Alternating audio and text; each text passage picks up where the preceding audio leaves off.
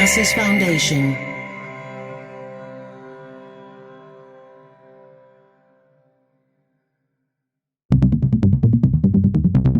Dublab.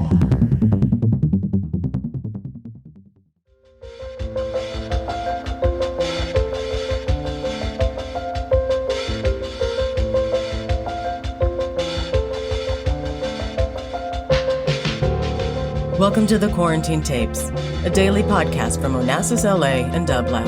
Hosted by Paul Holdengräber, this series chronicles shifting paradigms in the era of social distancing.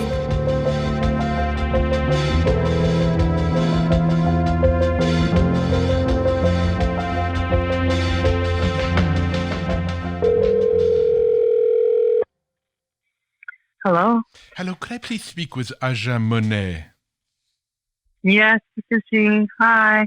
Hello, Aja. What a pleasure to have you on the line. Thank you so much for being part of the Quarantine Tapes. I'm really delighted to add your voice to the series.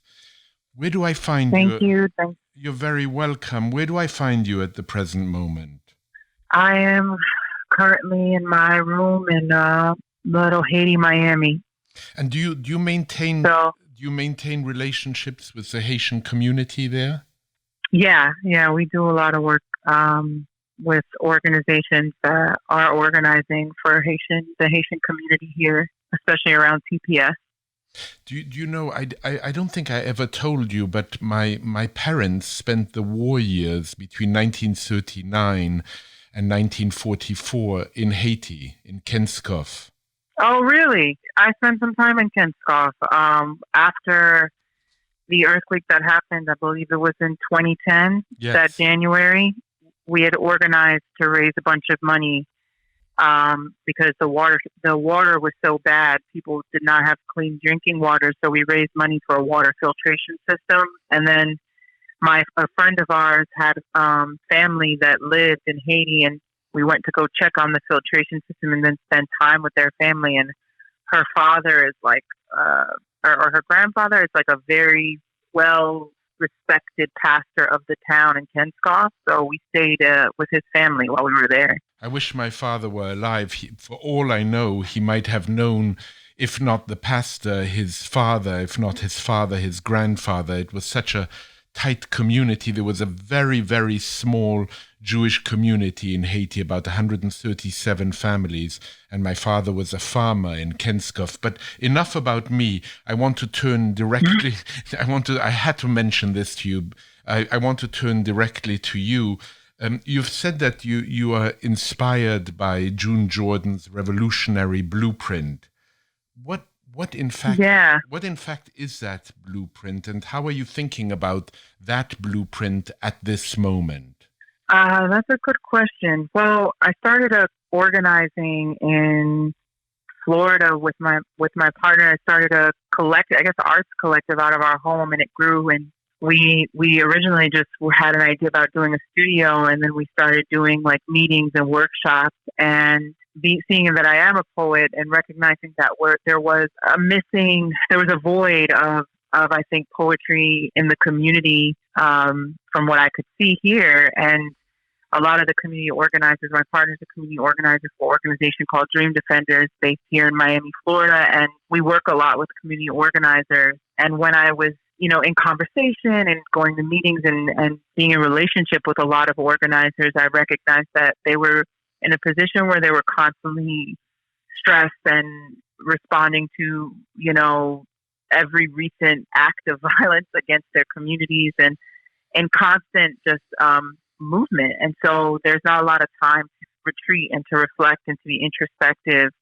And June Jordan was really integral in making sure that poetry wasn't just this solitary, you sit next to a tree in the middle of a woods by yourself in a cabin and write a poem, but that poetry is about how we relate to one another and how we communicate those really crucial unspoken truths that we share, and how we can better become a beloved community, a community of truth tellers, a community of justice seekers, a community of lovers and liberators, etc. And that in some way poetry would help us get to that point. And so I think the questions that she grappled with in her work and the actions that she took in her life was bring poets together and to see the art of constructing a poem as the impetus for organizing a community. And so we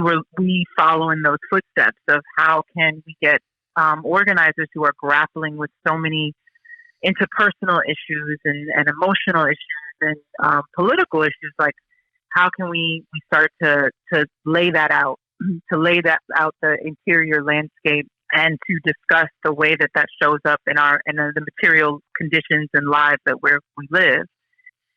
We've learned a lot. We're continuing to learn, and we hope to evolve and to expand on the things that she was working on, because she was working out of an academic institution. And so, we struggle with and without resources, Right. a lot of times, fiscal resources, but we find ways to make most of what we have. And I think that has made better organized, better leaders, and people are really feeling agency and power, and not just how they show up to the rally or the riot, but how they show up for themselves. Goodness, that was a fantastic response. You said that poetry taught you how to listen, and you quote John F. Kennedy, whose birthday it is today, who said, "When power corrupts, poetry cleanses." I'd like you to develop that a little bit. Well, I think some of the things that I learned through poetry is through the many ways that poets have grappled with the great questions of life, And so I think poetry forces people to really take a deep look inward and then make an assessment about how we move outward and how we structure our systems and how we pursue justice and political integrity and all these things. So poetry has the capacity to really humble you, because it's not so much about the bravado of being the smartest person in the room or knowing all the answers or having the solution. It's really delving into the questions that are very philosophical at heart. I would say some of the greatest poets were philosophers, right? So it's grappling with the question of why are we here? What are we here for? What's our relationship to one another? How do we be better lovers and better, participants in our communities? But also, how do we be better creatures of the earth and treat the earth better and listen to the earth and recognize that we have a lot to learn from the earth, as much as we think that the earth is here to be stomped on and just to service us. But how do we be of service? And so I think in that moment, JFK was actually reciting a speech in response to Robert Frost and saying that, paraphrasing, of course, but that any great nation that doesn't, celebrate its artists and its poets, at the very least, maybe not celebrate, but to support and create the infrastructure for them to exist, it's failing. And I think that's because poetry is supposed to not necessarily be right, but it helps us get to a moral compass and to understand who we are. And that's why it has that cleansing capacity, because, power does corrupt and power can, blind men and women. No kidding. I'm reminded of that line of William Carlos Williams, who said it is difficult. Yes, it is difficult to get the news from poems, yet men die every day from lack of what is found there. Die miserably every day for lack of what is found there. Yes, so true. There's a mentor of mine, Aja Monet, of The Last Poet. They just had their 50th anniversary, which is ironic because uprising, nothing has really truly, fundamentally and institutionally and systematically changed. One of the things he says is, he shared with me one time was, if you want to see how ugly the world is, place something beautiful in it. Wow, and that always wow. really... Who said this? This is Abiodun Oyewole of The Last Poet. They're a poetry group that came out in the 60s. Wonderful. late 60s, and Wonderful. basically they were very radical and truth tellers to the utmost, and really crucial to giving a voice to young Black men, particularly at this time after Malcolm X was murdered. So there's a lot that I've learned in mentorship from Abiodun as a godfather of sorts in my life. And one of the things that we would spend time talking about, is the role of poetry, and where are we, and what our people have, suffered through, and what we've endured, and what we've overcome, and our resistance and our resilience, perseverance, all those things. But one of the things about that quote that really strikes me is that you see how, to put something beautiful into the world, by contrast, by virtue of the world, it does start to bring out what's ugly. You do start to see the things that are deteriorating around you. And I think that that's a way that poetry works too and functions. It has this capacity to get you to focus on something so beautiful and so seemingly insignificant. And yet, by virtue of doing that, you really see how lovely life is when we focus on those things, but how horrible the conditions and the reality we live in, where we don't prioritize that care, that nurturing, that collectivism. None of those things are where our current civilization, and it's never been to the point where it needs to be, our society. But I do believe in people power, and I think that people are waking up, and people have been organizing and have been resisting and have been strategizing for true justice. And that's part of the beauty. That is the beauty. I had occasion to talk about this a little bit on the Quarantine Tapes, also with Saul Williams, to talk about the ugliness, though, to veer there. You recently wrote on Twitter just a few days ago, "Our children are inheriting a cemetery of hashtags." What did you mean, Aja? That's so strong. I think, part of that comes from the climate that we're in, where our generation no generation prior to us has experienced these experiences in this way. So we are experiencing information, and we're inundated with information constantly on our phones. We're scrolling through our screens, and a big part of that creates this disconnect and distance from everyday, lived experiences and people, real people. And I think a big part of why we have an uprising taking place right now from the murders of, not just the murder of George Floyd, but also Breonna Taylor and Ahmaud Arbery. And there's so many. The names just keep going. We could sit here all day and spend the whole conversation just listing names. Yeah. And that should be outrageous. That should frustrate and anger all of us. However, it's been, we've been sedated by, optics and sound bites and just, complacency and comfort and privilege. And so I think what I was trying to get to about that is that it's unfortunate that our young people are learning about injustice through hashtags.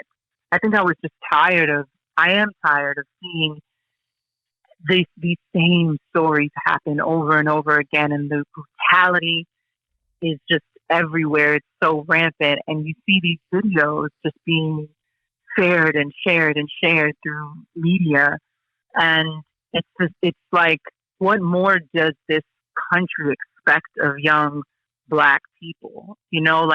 At what point is the change going to actually take place, and you're going to listen?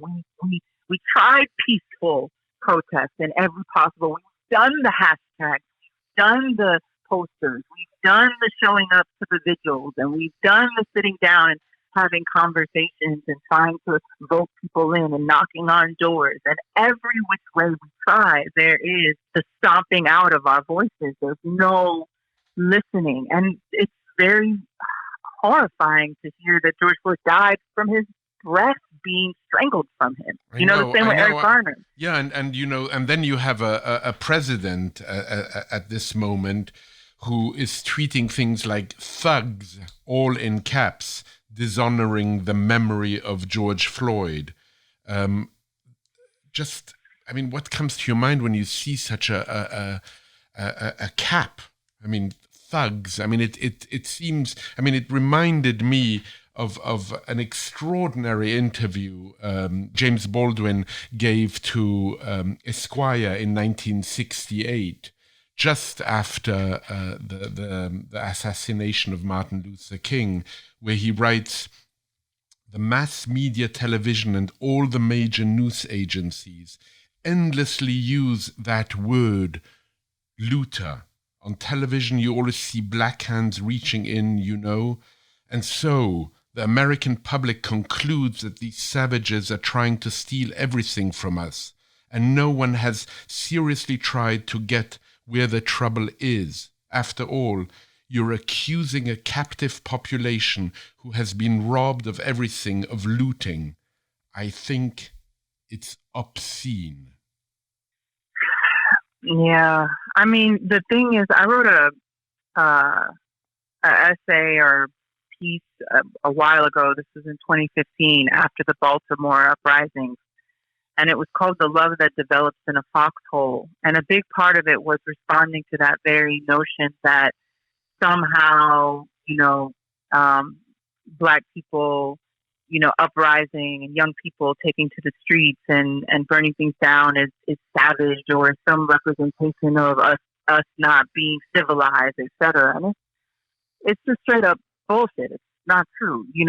It's not only is it not true, it's inhumane, and it's completely dehumanizing, because at the end of the day, what more are people supposed to endure before they show you how heartbroken they are and you actually listen? Like, how much more do you expect people to take? This is our demonstration of love and care and preservation of our communities. This is listen, this is pay attention, do something, change, and this could all stop tomorrow. If they really cared about Black people and their lives and their businesses and all this stuff that they claim to care about, we would have, these officers after officers after officers brought to justice. You have an entire new, security system in a way that we deal with policing in our neighborhoods. We would have justice, with some change and some transformation. So you can't necessarily complain, because this is just a symptom of the issue. This is not the root. This is not the illness. This is not the sickness. We're dealing with the pandemic, a quote unquote pandemic happening, a global pandemic happening right now. And we're realizing, there's COVID-19, but white America's just waking up to the impact of this virus, when Black people have been dealing with the virus called, white terrorism and racism from inception of this country. So all these things that white people are just in their homes so terrified about, like not being able to move and not being able to go out where they want and how they wish and be mobile and buy what they want and do what they want. Like, welcome to the other America that you've never experienced and never heard of and seen. This is life. This is your America. This is your true America. You thought you was living in another America. You thought America was great. You thought America was this incredible nation. But let's get it down to the nitty gritty, which Black people have always known this country to be corrupt and to be, sitting on the backs of indigenous, people who they sacrificed lives for this country to be successful. Aja, when I was speaking both to Baz Dreisinger and to Kianga Yamata-Taylor, they both brought up this notion of even using the word lockdown is a very problematic word to use, and certainly a word that African Americans understand intimately, but in a different way than just because of a pandemic. Yes, there's so much that's happening in this moment that is, we could listen and academically talk about all of the breakdowns of the length. Thankfully, we're not. Yeah, but I think at the core of it, I don't understand how you can be a breathing, living, loving human being and not see what's happening in our current state of this country and not be outraged, not be upset, not be angry, not be called to action, not want to go out and do something and not be angry. You know, that's human feeling. Those are emotions. Those are feelings. Those are valid. You know, those aren't things that you just make up in your head. So now everyone's facing this reality, and I think that that's great. But what really matters is not how people are terrified of this moment. You know, white people are trying to figure out, oh, what do I do? What do I do? But it's not what happens right now, you know, in this thick of protesting and people uprising. It's what happens in between these moments. You know, it's how you show up when there's no murder happening, when there's no hashtag being thrown around. You know, this is what the true measure of your humanity, your dignity is, how you show up and how you care, how you push the needle forward by voting in the right people, by working and collaborating in communities, by organizing and showing up with grassroots leaders, by, you know, holding accountable, you know, racist, terrorist terminology in any form and fashion. So there's ways to show up before these moments, and I think we failed miserably with each other as human beings. You know, you said we can go back to things the way they were. We must be and do life differently. We must, you say, become artists. I'm wondering what you mean by artists in this context, what it would mean to become artists. I don't mean it in the bourgeois, you know, status of being an artist, right? But I do mean in the sense that we must democratize art, and that art in its true function. I mean, this is why artists, the ones that I adore, that the ones that I think are really making meaningful art, are the ones that are ostracized from communities, that are pushing the envelope and are challenging the status quo and are putting art in places for the people to experience and see and understand and have relationships to. But I'm more of the frame of thinking that art needs to be public and in relationship with the public and with the people. So artists should be commissioned to design the streetlights and to be commissioned to do, you know, public services. That art should be integrated in all aspects of our life. That it shouldn't be left to elite institutions and something you get to do as an elective in your high school, but it's something that's very fundamental and seen as a practical, strategic way of engaging, you know, human life and any job, really. That the skill sets you learn from creating and working with artists are skill sets that fundamentally ground us in connectivity to our senses, to our relationships to one another, to our hands, to being useful, to being of service, to finding the skill sets you have and exercising those skill sets. And that art should be used in every facet. So whether, you know, cook a meal for someone, if you think that maybe you're not the person, that maybe you're sick and you can't go out to the rally, and you can't, but you might be able to write letters, you might be able to call, you might be able to design a flyer, you might be able to, there's so many things, but to do it artfully, to do it with passion and with joy and with enthusiasm, that's pretty much what I mean. You know, that you have to sit there with that same, you ever see an artist that's so fixated? I mean, it's almost a little crazy that they are just so fixated on that dot or that color or that, if you have to have that sort of focus and that sort of precision, that brings forth, I think, the transformational justice and change we want to see. And that's where I feel like I'm talking about artists in that way, that we become artists. I thought so, and you've said I've had poems that I've read or even that I've written where it has uprooted an entire belief system or disrupted a certain narrative that we are taught is supposed to be the dominant narrative. In closing, Aja, might I ask you to recite one of your poems that might be able to do that? Oh, Lord. Oh, Lord, I put you on the spot. Something that, yes, that I did, but you know what? I think you can live up to that challenge. Oh, man. Where do I begin? So there's a poem that I'm going to read. I don't think I'll read all of it because it's a little long, but people can go find it online. And it's called Injustice. And it's basically about there's a poem that Audre Lorde wrote called Power. And in that poem, she says the difference between poetry and rhetoric is being ready to kill yourself instead of your children. And I grappled with this a lot because I thought I had gone through a moment where I had, to consider whether or not I would bring a child into the world and the question of that, and thinking about power and different people's relationship to power based off of their economic status, also based off of their race, and how that decides whether or not somebody's able to bring a child into the world, etc. And in that, I also grappled with the poet's power, whether or not poetry had power, and then where a poet's power lies. And I think a poet's power is in their ability to tell the truth and to use everything in their poetic arsenal to try to shift the conditions of the poor, the abused, or the oppressed, to balance the scales just by telling the truth. So here's the poem, and I remember it's going to be cut off. So, if you want to read the rest, go online.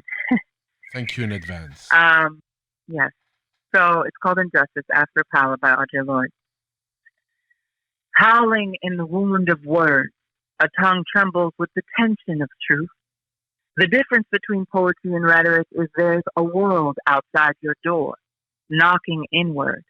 A voice hungers fearless, wooed by courage, a deliberate impulse, the ability to turn a knob, alter or shift an action. A window is a mirror of risk. A poet writes to balance the scales of power, yet feels the absence of power. Perhaps instead of rape, I ought to say, he forced a sweating throb, liquored moans, mingled mourning, a roofy stone, turned me inside out. Studded wet, worn too tight, busted, bruised, came and went.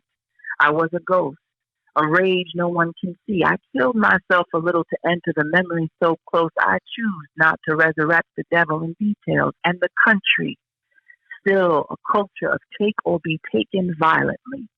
The United States is a forced entry on stolen land. The Supreme Court weaponizes words against flesh, and law is made. Still, a poem is not a knife or gun or food unless the knife or gun is a pen or clothes. A pen is only a sword of feelings, not a home, not louder than a bomb. It's not flesh or blood, not a condom or pill. Cannot unrape you nor undo your doing, yet a poem is a doing still. Warbling within an ear, an eye, mouth, or touch, a living beneath words. How we respond to power reveals our power. More or less, a flex, relinquish, tug, push, pull, demand, plead, a wrist dancing between fist and open palm to kill or be sacrificed. Murder is murder. A poet writes to balance the scales. Any child that dies cannot undie in a poem, nor can a jury indict our children. There are no words to heal or bring back the dead. Remember, you cannot unkill a part of yourself with dreams or kisses, poetry or rhetoric, awards of accolades, pensions, money or comfort, marches or protests, judges or prisons. Losing a child is a suicide. The whole world silent, a voice lost in the difference between killing yourself and killing yourself, love and death. What we resist will amend or slaughter us, and there will be others. There were others. What say Audre Lorde to Margaret Garner of Power? The difference between poetry or rhetoric is a choice between lesser evils. Power is in the wave that moves. The way change is God, so is a spirit. The more, or like love, the more you control, the more it controls you. The difference between poetry and rhetoric is Darin Tator, because a poem is not a knife or gun or bomb, yet a poem can so enrage a nation to imprison a poet who attempts to balance the scales, agitates a people power to do the change. When a foot is on your neck, it does not matter how you get it off, what words you say, what weapons you use, knife or pen, so long as you do, is survival. And it becomes less and less important what someone else thinks about how you resist, unless, of course, they are willing to take the foot off your neck, too. Wow. When did you write this? This was actually, thank you for asking, because I wrote it when, do you remember when they were trying to take one of the Supreme Court judges that suggestion, I think it was Brett something, they were trying to take, see if they were going to choose him, or Trump was trying to suggest a Supreme Court judge or something, and he was being accused of. Yes, Kavanaugh. And it was this time, and I was abroad, and I had read this poem by Audre Lorde. And at the same time, I was also thinking about Darine Tator, who was this poet who, wrote on her page, in her poem, she had a line on Facebook, Palestinian poet, she wrote, "Resist, my people, resist." And they arrested her for that poem. And it was because they said she was inciting violence. And it was at the time where there was all these uprisings around, the Israeli government trying to change the U.S. embassy and all this stuff. So it was, for me, the poem was also just about how everybody has an opinion about how people resist. Everybody wants to look back and be a spectator. But when a foot is on somebody's neck, all somebody's concerned about is getting it off. Right. They don't really care. There only comes for so long when you say, "Please get off, please, please, please," and then you're searching for whatever's near you to try to punch the foot off your neck, to grab it. If a knife is near you, if a gun's near you, whatever's near you, you're going to use it to try to get that foot off your neck, because you're trying to survive. You're trying to live. You're trying to breathe. And I think what I wanted to get across that we learned through Palestinian organizers is you can't sit around telling people how to respond to violence if you're not trying to stop the violence yourself. Aja, my goodness. Thank you. Thank you. Yeah, I know. Yeah. No, but thank you. I express my gratitude to you. It's been wonderful to talk to you, and I send you for the moment a virtual hug, and hope that at some point our paths cross again. It's really been a pleasure speaking to you, and thank you for your clarity and passion and insight. Take care of yourself. Thank you. Thank you. You too. All the best to you. Bye-bye. Bye. To support this show and Dublab's progressive programming, go to dublab.com/support.